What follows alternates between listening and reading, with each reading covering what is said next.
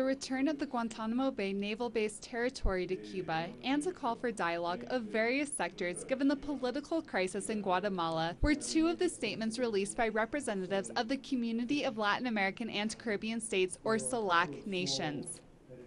A desire for the strengthening of regional integration and cooperation was reflected in these statements.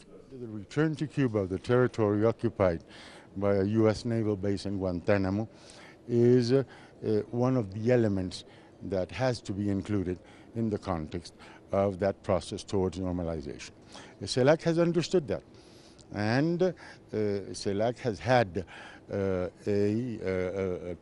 continuous position of support to Cuba with regard to the U.S. blockade. Representatives of Celac met at the headquarters of the Union of South American Nations, or UNASUR headquarters in Quito. The Celac body is looking to strengthen ties with China, Russia, Japan, and other countries. And at the Celac-China summit at the beginning of this year, China committed to investing $65 billion in the region.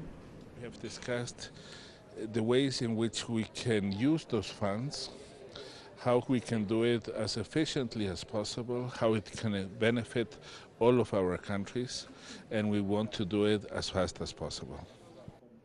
Delegates discussed the 2020 agenda at this 13th meeting of the coordinators of Celac.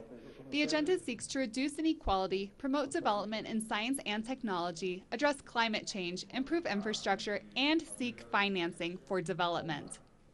The Celac body has set the goal to eradicate extreme poverty in the next 5 years, which would benefit some 70 million people across member states. Discussions are set to continue as to how the body will achieve the goals of the 2020 agenda, and the next Celac meeting will be held in New York in September. Reporting from the UNASUR headquarters outside of Quito, I'm Sherffius for teleSUR.